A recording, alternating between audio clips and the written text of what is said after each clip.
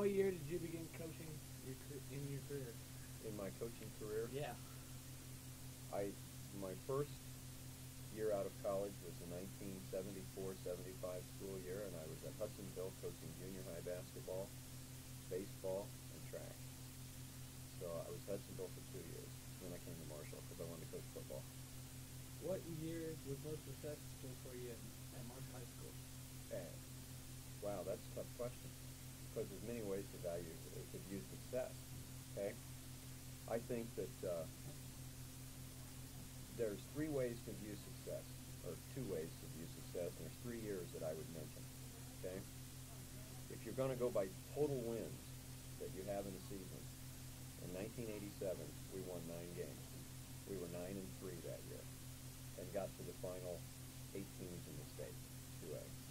If you want to talk about teams that have pulled together and made turnarounds and done well, there's 2 years, 1983 and 1997, that I would say was the most successful years I've had. In both of those years, we started out something like 1-3, or in 1983, I believe we started out 1-2, and then played Cumberland the 4th date and defeated them. But we were young and inexperienced and developing. We ended up beating Casey at the end of the season in the 9th date and win the conference and go to the playoffs, and a team that everyone wrote off. This past year in 97, it was very similar. We started out 1-3. Everybody writes us off as nothing. We come back and win the conference. I think that's probably in 3 really tough ball games, and I think that was, success is something, is what you make out of it. I think those years you would have to say were successful, my most successful. Have you ever received any special awards during your coaching career? I don't seek awards. I got a plaque in '96 for being part of the 100th game of football that we've won since I've been head coach. I don't seek awards. I don't necessarily want the attention. The attention should be on the players. The players are the ones that go on the field and play, and I'm just fortunate enough to be there to try to help. I joined coaching associations, and because I think it might help me become a better coach. I'm just happy being where I am and what I'm doing. Did you coach more than one school sport, and if you did, then what sports were they? I've always, outside of probably 2 years when I first became athletic director in 1980, I coached more than one sport every year. When I was coaching in junior high, it was always junior high basketball and track, and assistant in football when I was here at Marshall. I coached junior high baseball 2 years at Hudsonville. Since I've been head baseball coach for a couple of years before Bill Beleslin took it over, and that was before Mr. Wilson took it over. I've helped coach girls softball. I've helped coach girls basketball, and I've been a track coach for a long, long time. Mostly shot and discus and middle distance or distance runners. So I've always worked more than one sport. I think that the main reason I got into teaching, because I wanted to coach. I like working with young people that are dedicated toward a goal. It's fun, and so I like doing it. What sport did you enjoy coaching the most, and why? Okay. I think that I would say there's a lot of likes. I enjoy coaching football. I really enjoy coaching football, probably the most. Just as, and not even probably, as the most, because of the companionship and the camaraderie that the young people have, the guys have when they pull together to play. It's the ultimate team sport, because if I don't have a lineman, you can't do your job either, and you never touch a football. And he has to make lots of decisions with the football, but you're just as important as he is, because he can't do his job without you doing yours. And it takes a defensive end that can make a pass rush that forces teams to change what they're doing so that the defense can work together. It's it's 11 people working together, more so than any other sport. In basketball, you can have one guy that can score all the points and you can win the game. And he could get the ball and go down the floor and do the game himself. I saw a kid do it, you know. But in football, one guy can't play the game. It's a team thing, and everybody has to pull together. And I love that part of it. I enjoy track in the spring because it's so relaxed and everybody's working for themselves at that point. And I think that for those kids who are not real talented in dribbling a ball or catching a pass or whatever, they can still be very talented in track. And I like that part.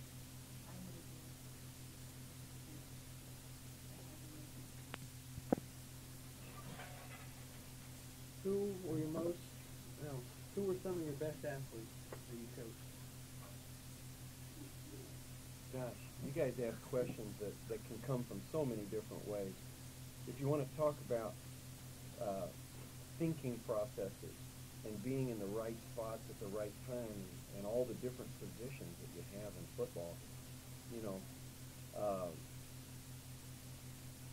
boy, that's tough. You know, Dan, you've been one of the best blockers I've got. You're probably the best pulling guard I've ever had. You can pull and kick out and do some things. And your speed and size at defensive end, I know you're one of the best defensive ends we've ever had. And Michael broke all the records throwing the ball. But the key to Michael is his dedication and work and thinking. That puts you in the position that you're at right now. You guys are some of the best players as a group that we've ever had. Coach Jansen was an all-state linebacker for me and excellent hitter, and I probably the best one I've ever had as a true linebacker with pass coverage and everything. Best tight end probably I ever had was Dan Flowers, 6'4", 200-pound tight end, was all-state, could catch the ball in traffic, could run over people, ran hurdles in track, 300 hurdler in track.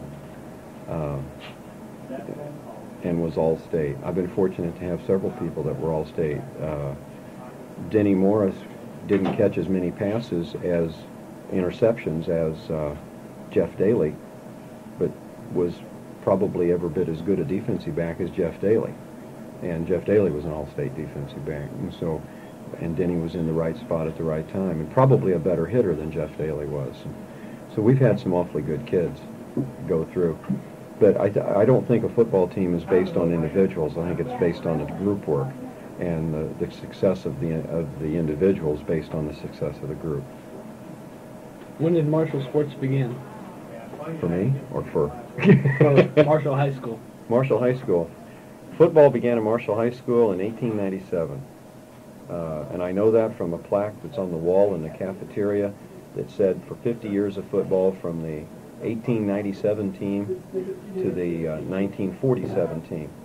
And actually the 47 team then would have been the 51st year, 50 years before them, and they were starting the next 50. So I know of that. I do not know when basketball started in Marshall. There's been some interesting things in football. You go back to one year where the coach decided no one was working hard enough and canceled the season. Back in the early 1900s. There's been a lot of things like that. The most successful year of football or decade in football has been the 1920s, where we won about 70% of our games.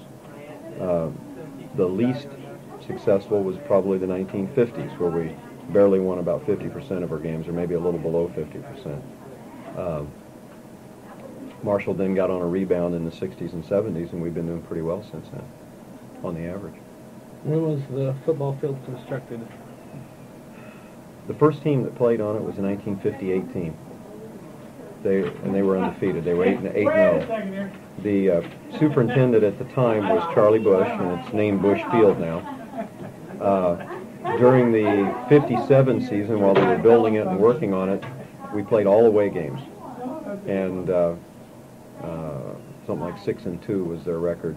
They practiced at the fairgrounds in the middle of the track, and but then when they got it built, the 58 team I think was the first year that played on it. Do you know where they played before then? Before then, The football field, I believe, was just behind the old building, kind of where the junior high and the yellow shed there that the custodians work out of. I think it was in that area. How did you feel that martial sports have changed? Martial football has changed. How martial football has changed? When I was in high school, I was a leading receiver. I caught 16 passes my junior year and 16 passes my senior year, and the next closest guy caught about 4 or 5. Nobody threw the ball back in the 60s. Now, throwing the ball is something you have to do to be successful. Now, I still think you have to have a running game to set up the throw, but you got to be able to throw when you need to. And to me, football, that's been the big change in football. In the early years, for the most part, it was a running game. The types of offenses they ran was just running style. But lately, we've been following the college ranks, and it's like fast break basketball. If you're behind by 5 points in basketball and there's just a minute left on the clock, you got to push the ball up the floor and score. And in football, it's the same way. You got to be able to throw when you're behind. And so the style is, if you've got to throw when you're behind, throw when you're ahead, or throw when you're getting ahead, so that you have those skills for when you need it when you're behind. And so passing has become more and more a part of football. What do you see in the future for martial football? Well, I see some good things. I think that we're kind of on a rebound. I want to say this from right here. This season was a good season. The season before wasn't quite as good, and the season before that was terrible. Okay, the season before that was our 4th year in the playoffs. Things run in cycles. And when you guys were freshmen, we didn't have a very good season, and we were 2-7. And while we were in some games, part of the time we just never felt like we were in sync on things. I think that what I've seen over the last few years is more dedication by people, and I don't mean people just playing football and just playing basketball and just playing track, but people who are trying to stay in shape all year round, even if they're playing more than one sport or if they're playing one sport. People that are willing to put the time and effort in to work, to be good. I'm seeing more and more of that. We didn't have that for a while. Everybody just basically wanted to show up and play, and they were happy to have the uniform on. But I'm seeing more and more dedication. If that continues, we'll see good things out of martial football. And I think it's something we need to see continue. Did you play sports in high school, and if so, and what were they? I was a 3-year starter on the football team. I played all 4 years, and I was a 3-year starter. My freshman year, I played 1 varsity play, recovered a fumble. And it was one of those deals where the only reason I recovered a fumble is because I was playing linebacker, and some running back just ran up my front side and ran down my backside and left me laying on the ground. And the guy behind him hit him, and he fumbled and fell in my arms. But I got the football, and I got a star on my helmet. But I started for 3 years. I was an offensive guard and defensive tackle. And my junior year, I moved to defensive end. And as far as our defense would be concerned, and I was a tight end for 2 years. And I played basketball for 4 years. I ran track. We didn't have baseball in high school then. I played baseball in the summer, but we had open gyms every day in the summer, and we alternated between football and basketball every other day, and we stayed in shape all year round. And there's a big difference between now and then. There's a whole lot more for kids to do now than there were then. There was no Nintendo when I was in high school, and you just didn't have all the choices that kids have in Terre Haute and things. Maybe you went to see a movie on Friday night or Saturday night, but you just didn't have all these things. I feel like that now there's a lot of choices for kids, and sometimes they choose not to play sports. But our numbers are still good. We had, I can remember in high school we had 45 kids out for football. We've averaged 50 over the last 18 years. and that's a pretty good number. We're staying pretty steady. Kids are coming out and playing. What do you like or dislike about coaching? Sometimes I feel like I do everything except coach. You know, there's a lot of things you have to do, from preparing the field to paperwork involved and all this kind of stuff. And once in a while, the last thing you end up getting to do is go out and actually coach people on the practice field. I like practices. I think practices, whatever you do in practice and develop in practice, you eventually are able to do in the games. I think that games should just be fun because you've done everything in practice that needs to be done. And shouldn't be any big surprises. And at the point that I don't like to go practice anymore is when I quit coaching. Okay? I like to go to practice. Do you have any interesting stories to tell us about coaching? Oh, my. I can tell you about Coach Johnson hitting the owl on the way home from Sullivan game one night. And, smashed the window in the bus, and great horned owl, and called him Hootie Hoot most of the time the rest of the year because he'd killed an owl. I can remember some wonderful games that people would say we shouldn't have won. I can remember some heartbreaking losses, that a fumble at the goal line in the last seconds or something. But I can also remember seniors shaking hands after their last ball game, and I can remember a lot of kids who've graduated who come back and just want to stand on the sidelines because they want to be part of it again. And those are all things that are important, because once a lion, always a lion. Okay, is that about it?